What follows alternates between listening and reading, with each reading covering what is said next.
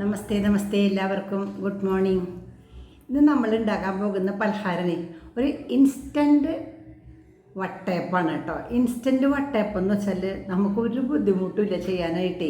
പണ്ടൊക്കെയാണ് ഈ വട്ടയപ്പം ഉണ്ടാക്കണമെങ്കിൽ അരി വെള്ളത്തിലിട്ട് അത് അരയ്ക്കണം, അല്ലെങ്കിൽ ഒന്നിലെ പൊടിപ്പിക്കുക അല്ലെങ്കിൽ അരയ്ക്കണം, നാളികേരം ചേർക്കണം, ഒന്നില്ലെങ്കിൽ ഈസ്റ്റ് ചേർക്കണം, അതല്ലെങ്കിൽ കള്ള് ചേർക്കണം, ഇതിൽ കലക്കി വെച്ചിട്ട് കുറേ സമയമൊക്കെ കഴിഞ്ഞതിന് ശേഷം പൊന്തി വരുമ്പോൾ ഉണ്ടാക്കുക. ഇപ്പോഴാണ് എന്താ വെച്ചാൽ നമുക്ക് കടയിൽ നിന്ന് സാധനം വാങ്ങാൻ കിട്ടും, ഇൻസ്റ്റൻറ്റ് വട്ടയപ്പപ്പൊടി എന്ന് വെച്ചിട്ട്. അപ്പോൾ ഞാൻ എന്ത് വെച്ചിട്ടുണ്ടെങ്കിൽ നമുക്കുണ്ടാക്കാം എന്ന് പറഞ്ഞ് ഞങ്ങൾ രണ്ടുപേരും കൂടി പോയി ഒരു സാധനം വാങ്ങിക്കൊടുന്നു. കുറച്ചുണ്ടാക്കിയാൽ മതി, ഒരു 6-8 എണ്ണം ഉണ്ടാക്കാം പാകത്തിന്. അത്രയാണെങ്കിൽ നമുക്ക് ഇഷ്ടംപോലെ ആവട്ടെ. വീട്ടിലേക്ക്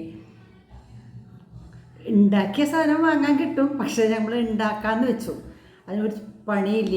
ആ പൊടി വാങ്ങിക്കൊണ്ടുവന്നു, അത് പാത്രത്തിലിടുക, പിന്നെ അതിൽ ചേർക്കാനായിട്ട് കുറുക്കി ചേർക്കാവുന്ന പരിപാടിയുണ്ട്. അതിന് പൊടി വേറെ ഉണ്ട്, അതും കൂടി ചേർത്തു.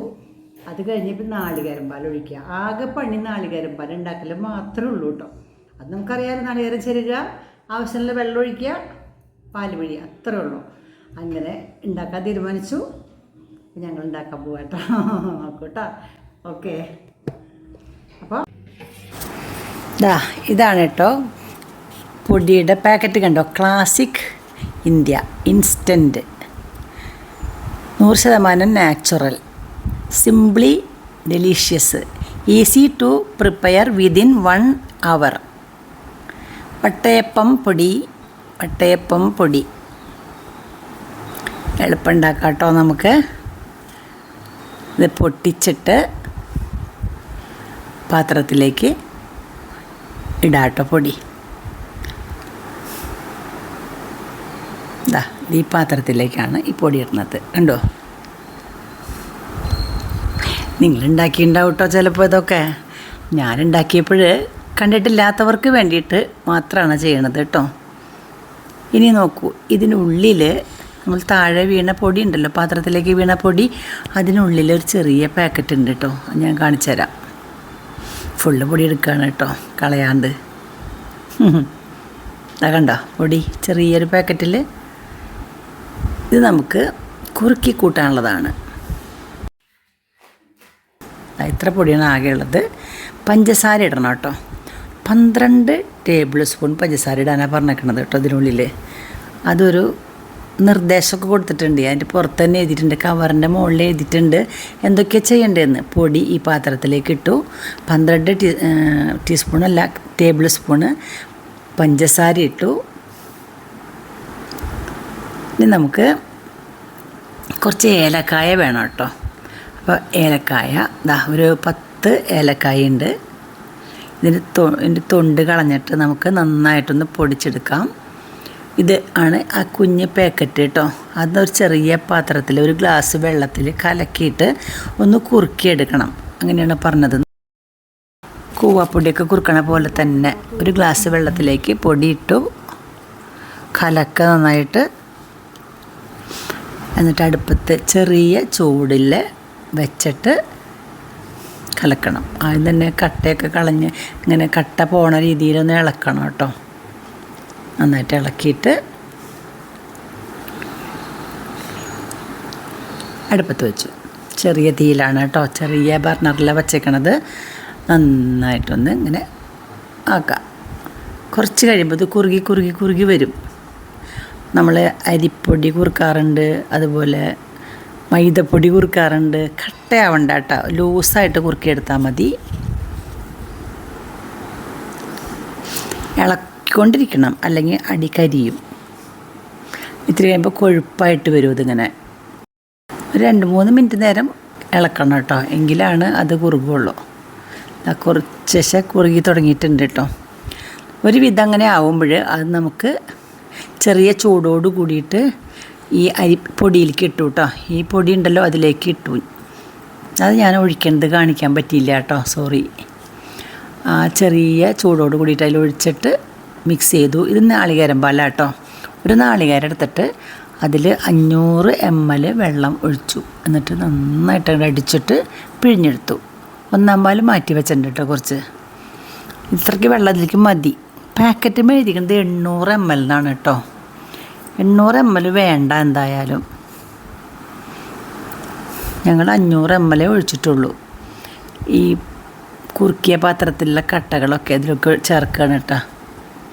നന്നായിട്ട് ഇനി മിക്സ് ചെയ്യണം. പഞ്ചസാരയും നാളികേരം പാലും കുറുക്കിയതും മറ്റ് പൊടിയും എല്ലാം കൂടിയിട്ട് നന്നായിട്ട് മിക്സാക്കണം.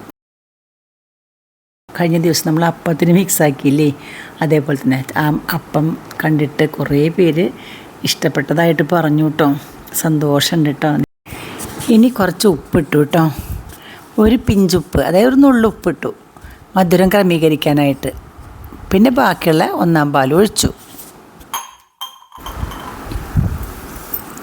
കൈകൊണ്ട് തന്നെ നന്നായിട്ട് ഇങ്ങനെ ആക്കുക.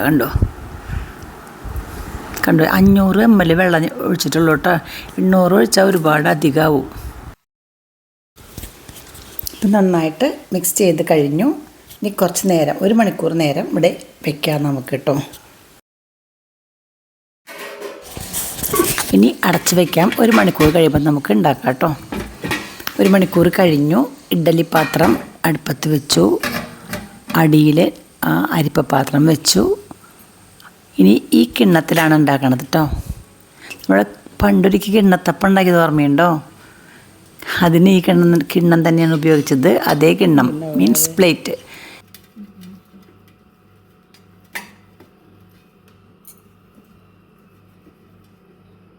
അപ്പോൾ എന്തായാലും ഇത്തിരി വെളിച്ചെണ്ണ അടിയിൽ പുരട്ടി ഇനി നമ്മൾ കലക്കി വെച്ചിരിക്കുന്ന മാവ് കുറച്ച് അതിലേക്ക് ഒഴിക്കാം.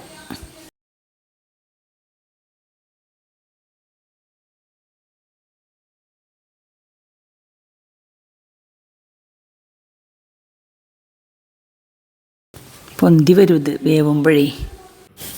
ഇത് പാത്രത്തിലെ വെള്ളം തിളച്ച് ആവി വന്ന് തുടങ്ങിയിട്ടുണ്ടായിരിക്കും. ഈ പ്ലേറ്റിൽ ഇത് അങ്ങോട്ട് അങ്ങനെ തന്നെ ചെരിയാതെ അങ്ങോട്ട് വെച്ച് കൊടുക്കുക. അതിന് മുകളിൽ മുന്തിരിങ്ങ, കിസ്മിസ് ഒരു 5-6 വെച്ച് കൊടുക്കാം. മാത്രമല്ല കുറച്ച് അണ്ടിപ്പരിപ്പും കൂടിയിട്ട് നമുക്ക് വയ്ക്കാം കേട്ടോ.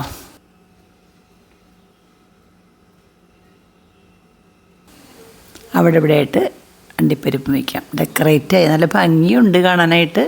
അത് കഴിക്കുമ്പോൾ ഇങ്ങനെ ഓരോന്ന് കടിക്കും, നല്ല രസമായിരിക്കും കേട്ടോ. അടച്ചു വയ്ക്കാം. ഒരു 10-20 മിനിറ്റ് വേവട്ടെ. 20 മിനിറ്റ് വെന്തു. സാധനം എടുക്കുകയാണ് നമ്മൾ. പതുക്കെ ചൂടാറണം പതുക്കെ കേട്ടോ. പെട്ടെന്ന് എടുക്കുമ്പോൾ പൊട്ടും. അടിയിൽ വെളിച്ചെണ്ണ പറ്റിയിട്ടുള്ള കാരണം കൊണ്ട് പൊട്ടൊന്നുമില്ല.